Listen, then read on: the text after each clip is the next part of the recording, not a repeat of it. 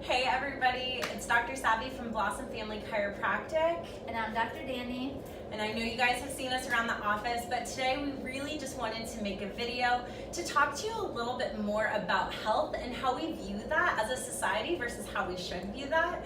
Also talk about the different stressors that create havoc on our spine and on our nervous system. And also then talk about some exercises that you guys can do at home to really get the best results in this office. So first, I just want to talk to you a little bit about symptoms, because in our society, a lot of people think that symptoms are a bad thing. Now, I want to point out two examples here, all right? Number one, how many of us have actually had a fever before, or our kids have had a fever?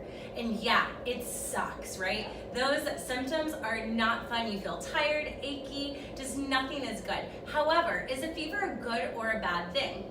Well, as a society, I would say that typically our society says, okay, let's medicate. Let's throw Tylenol or Motrin or ibuprofen to bring down the fever. But let me say, if we've ever been camping before, I mean, I'm not a huge camper, but if I were to go camping, right, and I see a river right there, I'm not gonna drink from it. Why? Because there's probably viruses or bacteria that are populating it, right? Now, I would drink it if I could boil it to raise that internal, or to raise that temperature and to kill off those viruses or bacteria. And that's exactly what our body does. Our body's pretty intelligent. So it raises that internal body temperature to kill off viruses or bacteria. So is a fever a good thing or a bad thing? Well, yeah, it's a good thing. It's gonna raise that, kill off bacteria, and allow our body to get through this faster, right? Or how many of us have had food poisoning at some point? Well, it's the worst.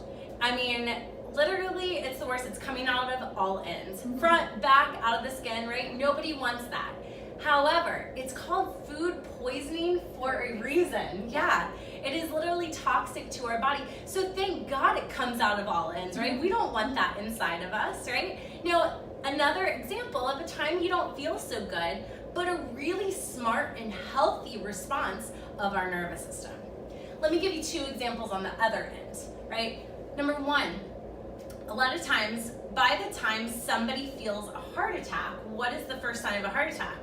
Well, a lot of times it is the heart attack itself, right? In 50% of the cases, people never felt anything before. In that situation, you didn't have any symptoms, but was your body functioning healthy? Yeah, absolutely not. Definitely not. Or, people that are diagnosed with cancer, right? A lot of them don't even realize that they have it until it's at stage 4, right? And that's when those symptoms start to occur. And by that point, I mean, there's a lot that's already happened. Before that, were they healthy even though they didn't feel anything? Definitely not, right? Yeah, it takes years and years for your body, for those cancer cells to divide and formulate, right? So we can't just base our health off of how we feel. It's gotta be more than that, right? And what's crazy is only 10% of our nerves actually detect pain or symptoms. So what we really need to do is redefine health, because so many people I see, if I ask them, how do you know if you're healthy? They'll say, well, I base it off, yeah, exactly, I feel good. And if I don't feel good, I'm not healthy. Exactly. Right. So with that being said, we got to base it on more than just how we feel. It's got to be how our body's functioning. And what controls the function of everything in the body? Well, it's our nervous system, right? And that's what we're working with here in the office. We're making sure that your nervous system is functioning correctly so that you can be as healthy as you can be. Now, there's 3 different types of stress that create havoc on the spine and on the nervous system, or 3 different ways that the body can misalign. All right, there's 3 stressors: physical stress, chemical stress, and emotional stress. Physical stress could be sitting all day. I mean, so many of us have desk jobs, right? And we're sitting all day long. That is a lot of stress on our body. Or maybe exercise. Maybe we're not doing it with the right form. This could either be a good or a bad stress on our body, depending on how we're doing it. It could be a car accident, or I have it as MVA over here. Sports injuries.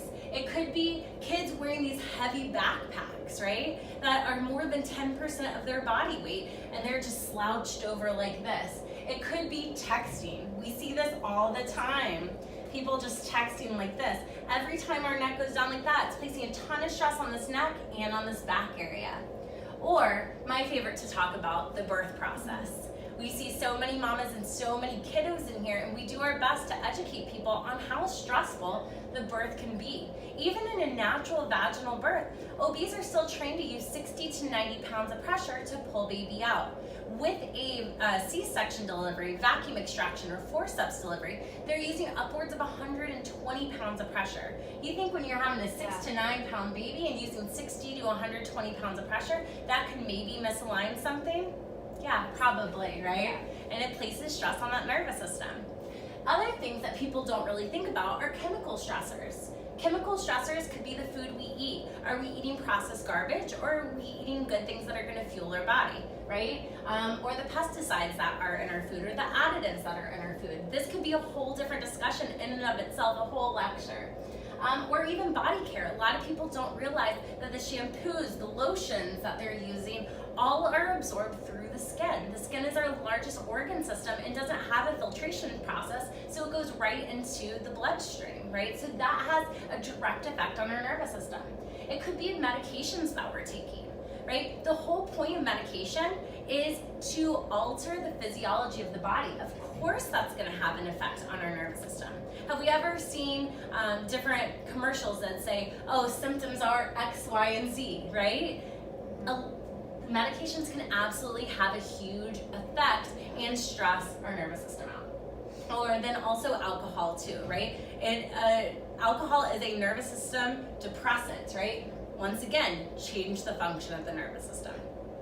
When we look over here, emotional stress can actually manifest itself in a very physical way in our body and place a lot of stress on our nervous system as well. Now, this could be finances that create issues. It could be relationships, right? Some healthy relationships, some maybe not so much, right? It could be school, work, deadlines. I mean, we all have those stressors, but we really have to look at this and say, how are we living our life and what can we eliminate, right? Because all of these stressors, if you act as like there's a bucket of water, right? All of these stressors are a different water drop into the bucket. And eventually, that's gonna start to overflow. What chiropractic does is help our body to adapt to those stressors by making that bucket bigger, all right? But if we can eliminate some of those along the way, that is awesome. That is also what we wanna do.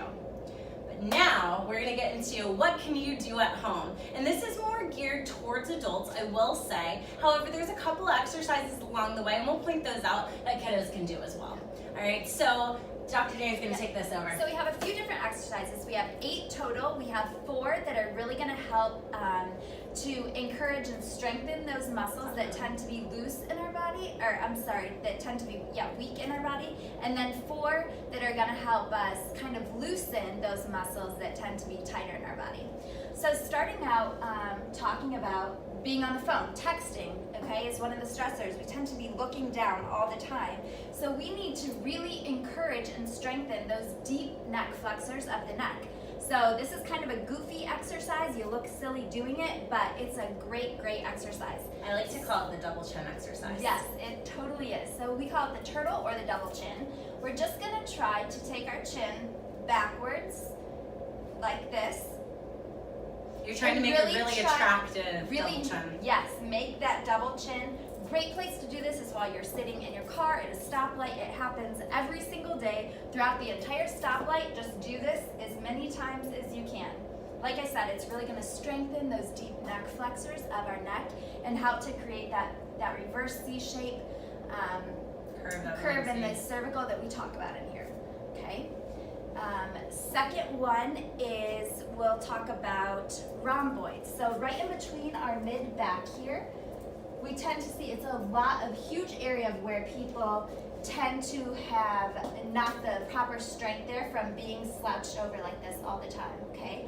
We have something called a bent over row. You can go to a chair like this, kneel on it, bend over, and you're just going to be with a kettlebell, with a water bottle, with a can of something at home, and you're just going to pull your arm up and really work on squeezing those rhomboids together. Even better, if you can bend over and have both arms this can kind of help you feel that tightening more in your back and just squeeze those rhomboids together. Two things I want to point out here. Number one, you want to make sure your back is nice and flat. And when she says rhomboids, you're essentially just trying to squeeze those shoulder blades together. Yeah. And I think sometimes it's easier doing both at the same time because you can really feel that tightening happening. So third and fourth exercise, we're going to be on the floor. First is we're going to work on those abdominal muscles. This is something that tends to be weak in a lot of people. So go-to is the plank. So plank, you're just going to come down, come on your toes and both of your forearms and just lift your body. You're really looking to have that straight back, straight spine, and hold this. Varies. You shouldn't ever go for a time. It's really when you feel like you're not properly holding that proper form anymore that you should give yourself a break, then come back up and try it again. Okay? Another one is the Superman. So down in the same position, this time arms can be either in front of you or behind you like this. You're gonna lift those legs, lift those arms. Again, you can do it here, modify it to be out in front. If it's too much, you can do one at a time. But again, those are really gonna work on those paraspinal muscles in the back and also that abdominal region. Will you get down one more time? I just want to point out one thing. So for a lot of the kids that we see in the office, a great way to get really good brain food or proprioception to the brain is by doing this exercise. But one thing I like to do to integrate, it's almost a cross crawl integration, is lifting one leg and the opposite leg and the opposite hand up and down, and just alternating just like that for kids. That's good. Yeah. So those are more the strengthening exercises. Now we're going to talk about how to loosen some of the muscles that tend to be tighter in our bodies. So one of the first ones we're going to talk is our pectoralis minor, or pec minor muscle. We see this tight in so many people. Absolutely. For so many reasons. Especially sitting in front of the computer. Again, like that slouching over. We have these little yoga tune-up balls that we have in the office. These are an amazing modality to use to really help dig into those muscles. So we have these here for you. Ask us if you're at your next appointment, we can get them for you. Totally. So when using these, we're gonna find a wall. This is kind of, that's great. We'll use this wall and kind of, we're gonna wanna dig into that pec minor muscle that I was just talking about. Really just put it up against the wall. This is kind of hard to see. And you're just gonna rub up and down or even go in a circle to really help break that. Can you show them where it is? It's right right here. So right in front of that shoulder, in the chest. If you dig your finger in there, you know that you're there because it is a very tender area. If you have questions on that, ask us on your next visit. Ask us. For sure. Next, we are talking right here. So typically in the normal anatomical position, we are made to be like this. In our day and age, being on the computer all the time, we are like this. So we're gonna constantly have the tightening in this area of our forearm, okay? The fibers of this muscle run in a lengthening pattern this way. So we're gonna take this ball and really work transverse over these fibers to try and get this to loosen up. This is another area you don't realize that it's tight and tender until you dig into it. Once again, if you have trouble finding this, just ask us. Yes, we will show you. Other two, we're going to talk about the piriformis muscle, which is right in that buttock area. And then next, paraspinal, so the muscles that are lining either side of our spine. So we're going to be on the floor for this one. First of all, for the piriformis, again, like I said, this is right in that glute buttock region. If you get yourself right on that ball, you're just gonna roll back and forth in a circle. Again, you'll feel that. You feel that tender area in there. And the paraspinals, those muscles that are lining either side of our spine, if you put, these balls come in a nice little pouch here. When you have both of them in there, it's kind of set up perfectly to go right over your spine. So it'll run those muscles on either side. You can lay down and once again, just kind of roll back and forth. And it really helps to, out of breath after all of this. Really helps to loosen up those muscles. Yeah, Yeah, absolutely. Well, thank So- you guys so much. Tara actually has a sheet for you on your next visit, so please ask her about that. It's just a reminder about all of these exercises. And if you guys have any other questions about anything we went over, feel free to ask us. We're here as a resource for you. Thanks so much for tuning in. Thank you. Bye.